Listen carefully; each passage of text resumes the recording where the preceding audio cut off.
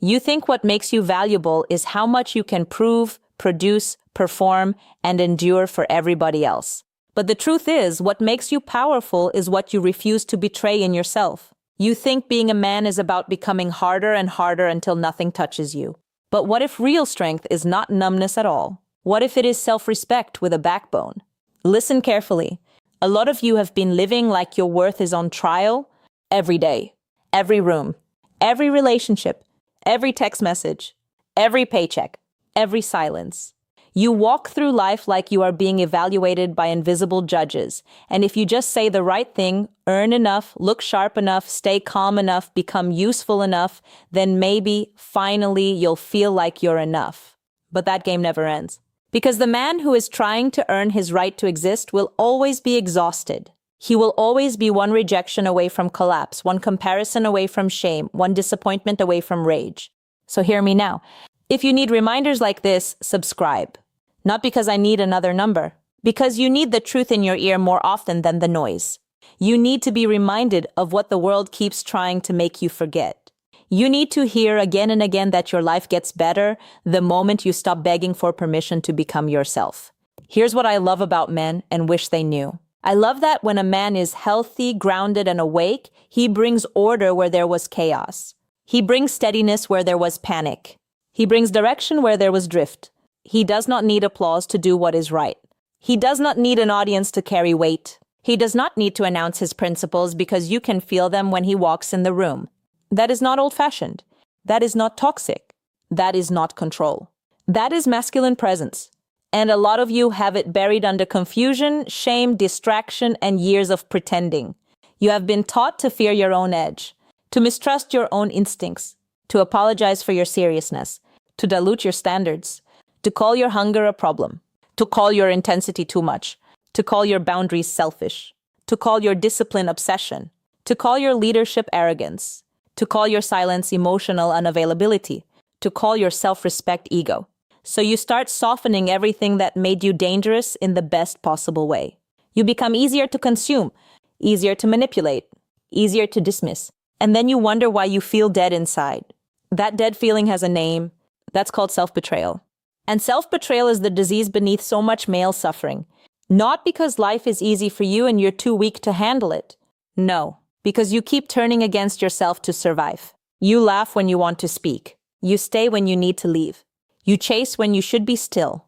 You explain when you should be clear. You tolerate what insults your spirit. You accept crumbs and call it patience. You confuse attention with affection. You confuse being needed with being valued. You confuse being chosen with being respected. You keep handing pieces of your dignity to people who were never qualified to hold it. Then comes the misconception. The big one, the lie underneath so many smaller lies. You think love means proving. You think connection means shrinking.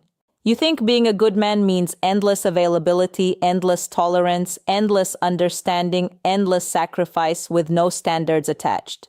You think if you are patient enough, soft enough, useful enough, forgiving enough, someone will finally see your heart and reward you for it. But here is the hard truth. People do not learn your value from your suffering. They learn your value from your standards. Read that again in your bones. They do not learn your value from how much pain you can absorb while smiling. They learn it from what you honor, what you protect, what you will not negotiate away. A man without standards is not kind. He is undefined. A man without boundaries is not loving. He is available for misuse. A man without direction is not free. He is drifting. And drift is expensive. Why does this happen? Why do so many men abandon themselves so early and so completely? Because most of you were praised for performance before you were loved for presence. You learned that being useful gets you approval. Being quiet gets you safety. Being strong gets you needed. Being convenient gets you kept around. Maybe you had to become the stable one too soon.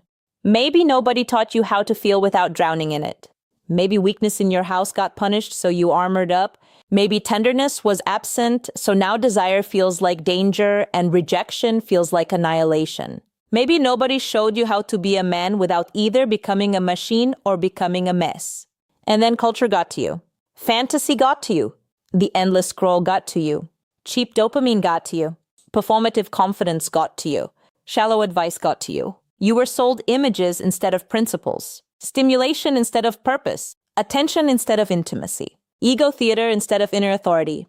And because no one gave you a real definition, you started collecting fragments. A little toughness here, a little detachment there, a little money talk, a little gym identity, a little sarcasm, a little superiority, a little irony. Enough to look composed, not enough to be whole. So what does it cost? Everything. It costs you your peace because you cannot rest when you are performing. It costs you your relationships because people can feel when you are trying to win instead of trying to be real. It costs you your purpose because distraction eats conviction. It costs you your body because stress stored in silence becomes exhaustion, addiction, rage, numbness. It costs you your discernment because desperation makes red flags look like opportunities. It costs you your future because the man who cannot say no cannot build a life that is actually his. And the deepest cost is this: you lose your own trust. That is the wound nobody talks about enough.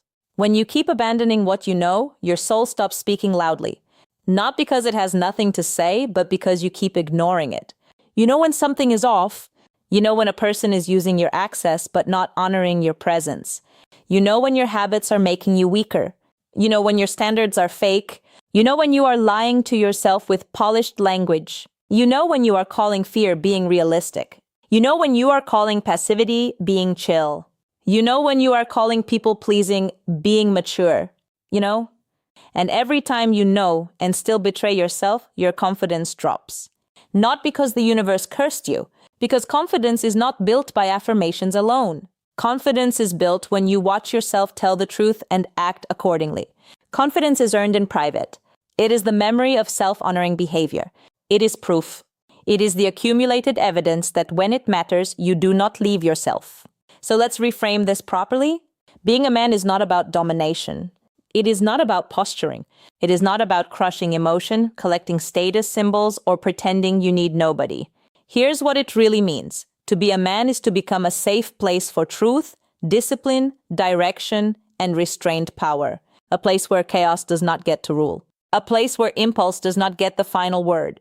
A place where fear is felt but not obeyed. A place where your word means something. A place where your presence lowers the temperature in the room because you are not ruled by every passing feeling. That is strength. Quiet strength. Dangerous strength. Clean strength. And let me tell you what I love about that kind of man. I love that he can be deeply feeling without becoming unstable. I love that he can care without groveling. I love that he can lead without humiliating. I love that he can desire without degrading himself. I love that he can be kind without becoming weak. I love that he can be gentle without becoming vague. I love that when he says yes, it means yes. When he says no, it means no. When he gives his word, it lands. When he loves, it has structure. When he leaves, he does not threaten it 10 times first. He simply leaves. That is called congruence. And congruence is magnetic. Not because it is flashy, because it is rare. In a world full of noise, the grounded man feels like truth. In a world full of performance, the grounded man feels like relief. In a world full of boys hiding in grown bodies, the grounded man feels like substance. Picture him. He does not rush to fill every silence. He is not panicking for attention. He is not checking who viewed him, liked him, validated him, echoed him. He is not building his identity from reactions. He walks like he has somewhere real to be, even when he is standing still. He listens fully. He answers cleanly. He does not over-explain his boundaries to people committed to misunderstanding them. He does not confuse chemistry with compatibility. He does not offer loyalty to chaos.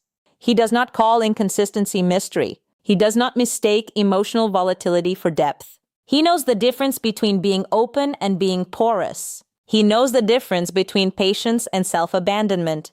He knows the difference between peace and passivity.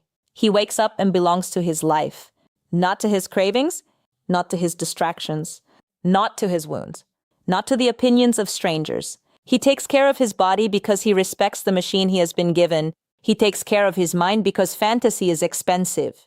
He works because he understands that purpose is stabilizing. He protects his attention because what you feed grows. He does not throw himself at every woman, every opportunity, every invitation, every trend. He chooses. He filters. He discerns. He is not closed. He is governed. That's called self-leadership. And if you want to know why that man is attractive, why he is respected, why he is trusted, why he can love deeply without losing himself, it is not because he mastered a trick. It is because he stopped negotiating with his own values. He stopped outsourcing his worth. He stopped treating his life like a waiting room. He stopped building his identity around who might choose him. He chose himself first, in the deepest sense, not with narcissism, with responsibility.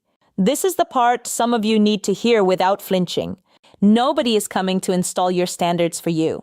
Nobody is coming to rescue you from your distractions, your excuses, your indulgences, your loops, your endless one more time habits that keep stealing your edge. Nobody is coming to make you get up earlier, lift the heavier weight, leave the dead relationship, shut off the poison, tell the truth, apologize properly, fix your finances, master your impulses, stop stalking the past, or commit to your future.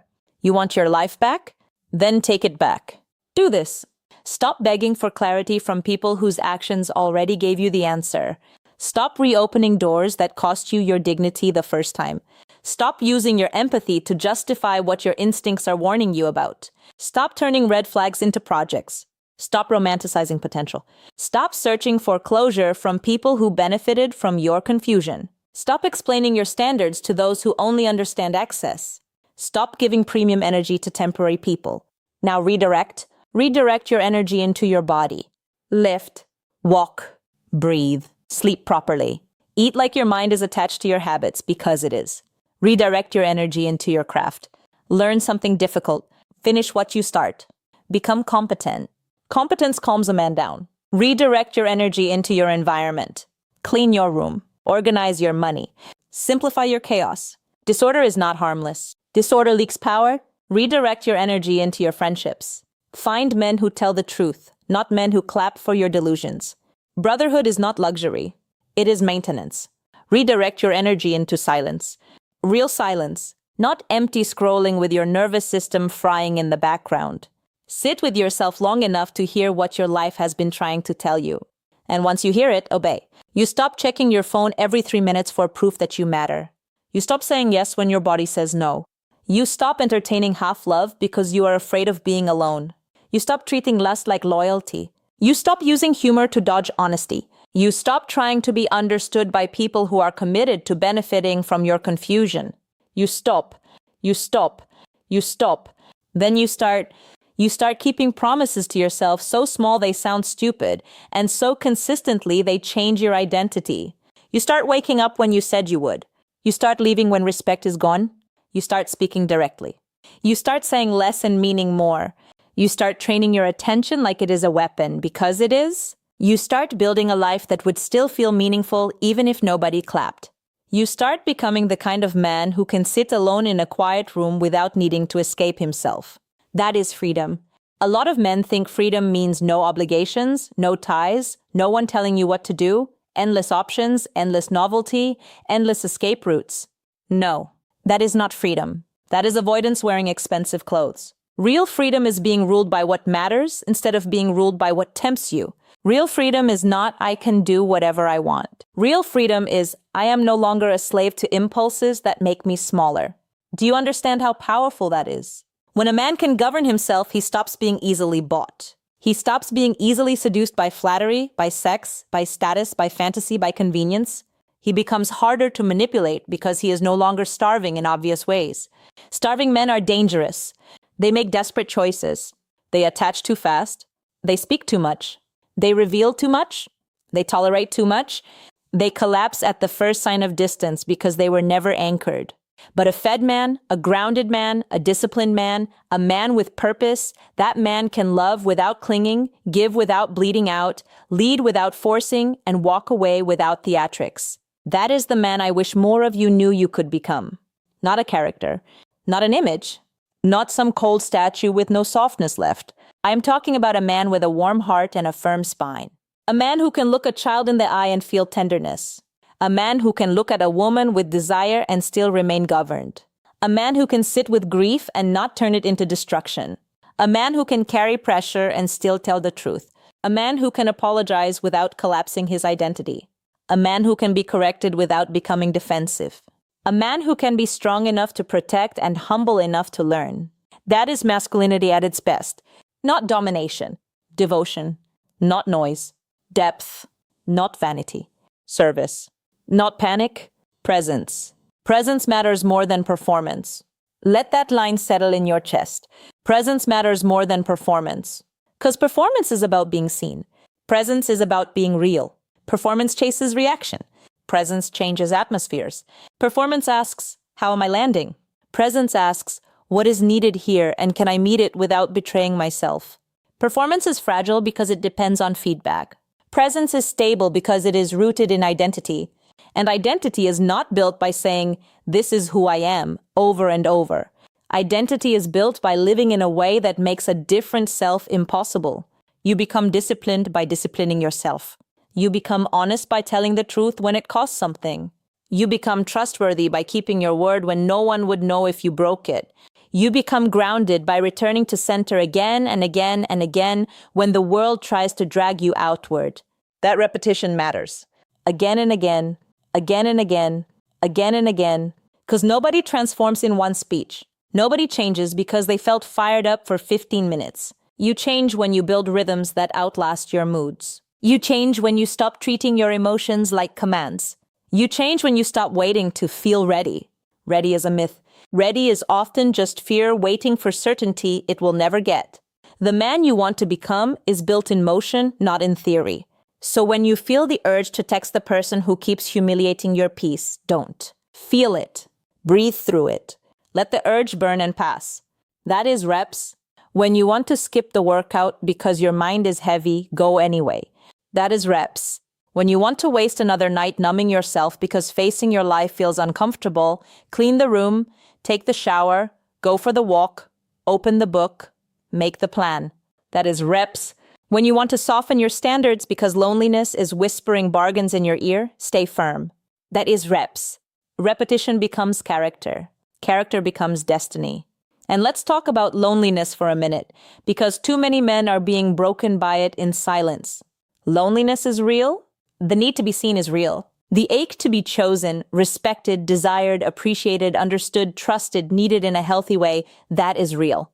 You are not weak for feeling it. You are human. But the mistake is turning that ache into a permission slip for self-betrayal. The mistake is saying, because I am lonely, I must accept less. No. Because you are lonely, you must become even more discerning. Hunger makes cheap food look good.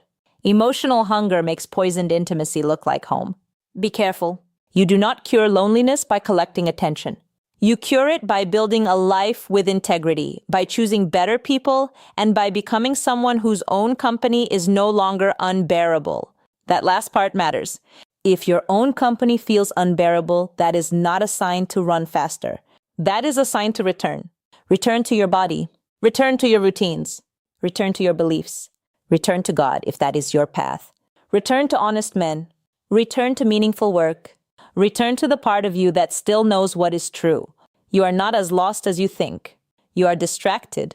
You are fragmented. You are overstimulated. But beneath all of that, there is a signal. There is a standard. There is a self that has not died. Wake him up. Wake him up when you are tempted to negotiate your dignity for affection. Wake him up when you are tempted to turn pain into addiction. Wake him up when you are tempted to make a personality out of cynicism. Wake him up when you are tempted to let one betrayal turn you into a colder and smaller version of yourself. Because that is another trap. Some of you got hurt, so now you want to become untouchable. But untouchable is not healed. Untouchable is armored. Untouchable is often just wounded pride with good posture. Healing is different. Healing keeps your heart, but takes away your desperation. Healing keeps your depth, but removes your chaos. Healing keeps your standards, but burns away your bitterness. That's called maturity. And mature masculinity is one of the most beautiful forces on earth.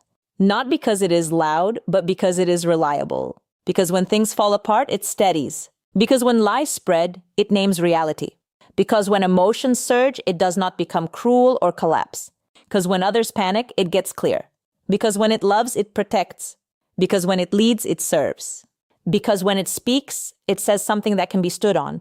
That is what I love about men. I love the man who can shoulder weight without making a theater out of it. I love the man who can be trusted with responsibility. I love the man who stays teachable after success. I love the man who protects the vulnerable without needing to broadcast it. I love the man who can look at his own flaws without drowning in shame.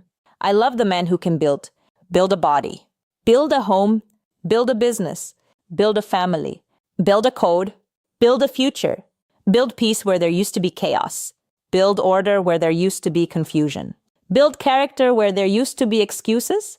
You were built for that kind of building. Not just consumption, not just reaction, not just commentary, not just fantasy, building. And if your life does not feel like it belongs to you right now, good. That pain is information. That frustration is not your enemy. It is the alarm bell. It is the part of you that still knows you were made for more than coping, more than chasing, more than performing, more than surviving, more than numbing, more than being tolerated, more than being almost chosen, more than spending your one life in emotional debt. So make this simple. What is making you weaker? Cut it. What is making you clearer? Keep it. What is costing you self-respect? End it. What is building your future? Commit to it. What are you pretending not to know? Name it. What boundary are you scared to set? Set it. What truth are you delaying because the consequences feel uncomfortable? Speak it. You want your edge back? Tell the truth faster. You want your confidence back? Keep promises longer. You want your peace back? Stop granting access to chaos. You want your purpose back? Organize your life around what matters and let the rest starve. No more worshiping what weakens you. No more treating your cravings like they are royalty. No more dressing up avoidance as complexity. No more blaming your environment for choices you keep rehearsing. No more saying, this is just how I am, when what you really mean is, this is what I have practiced. You can practice something else. That should give you hope. Because if misery can be practiced, so can mastery. If confusion can be repeated, so can clarity. If self-betrayal can become habit, so can self-respect. If weakness can be trained, so can strength. Your life is more responsive than you think, but it responds to what you repeat, not what you wish. So repeat better. Repeat the morning walk. Repeat the hard conversation. Repeat the clean no. Repeat the disciplined meal. Repeat the deleted number. Repeat the finished task. Repeat the prayer. Repeat the journaling. Repeat the silence. Repeat the reading. Repeat the training. Repeat the boundary.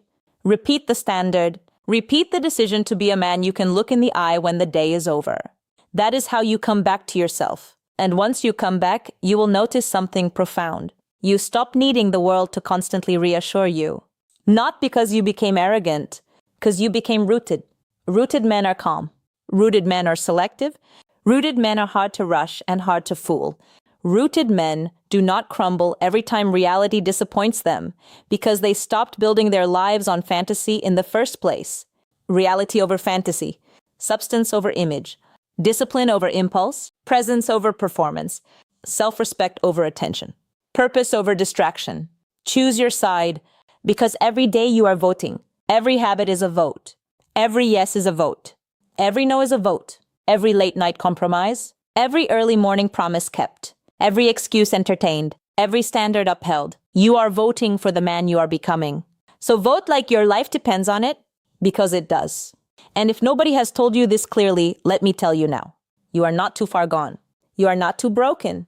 You are not disqualified because you wasted time, chose poorly, loved wrongly, numbed recklessly, or abandoned yourself for years. Shame loves to tell you that because you have fallen, you must now live beneath your design. That is a lie. You can return, slowly, cleanly, honestly. Not by pretending the past did not happen, by becoming stronger than the patterns it left behind. That return starts with one sentence. I will not keep helping what is hurting me. Say it with your choices. Then keep going. Keep going when it is quiet and nobody notices. Keep going when the old urges come back. Keep going when loneliness tries to seduce you into lower standards. Keep going when your progress feels boring. Keep going when you miss the old chaos. Keep going when the life you are building still feels unfamiliar. Of course it does. Peace feels unfamiliar to a nervous system trained on drama. Discipline feels unfamiliar to a mind trained on indulgence. Health feels unfamiliar to a man used to surviving on scraps. Keep going anyway. Because one day, if you stay with it, you will look around and realize something beautiful happened. Your posture changed. Your eyes changed. Your decisions changed. Your circle changed. Your peace changed. And the things that used to tempt you will no longer have the same grip because they no longer match the man you became. That is the reward. Not just better outcomes, better identity. So let me leave you with this as plainly as I can. Stop waiting for permission to become the man your life is asking for. Stop rehearsing your pain like it is your personality. Stop kneeling before things that make you smaller. Stand up in your own spirit. Clean up your habits. Sharpen your word. Protect your attention. Honor your body. Tell the truth. Build something worthy. Love with structure. Leave what insults your dignity. Stay close to what strengthens your soul. You are not here to beg for your value. You are not here to audition for respect. You are not here to be managed by your impulses. You are not here to become a polite stranger to your own power. You are here to remember, to reclaim, to rebuild. You are the answer.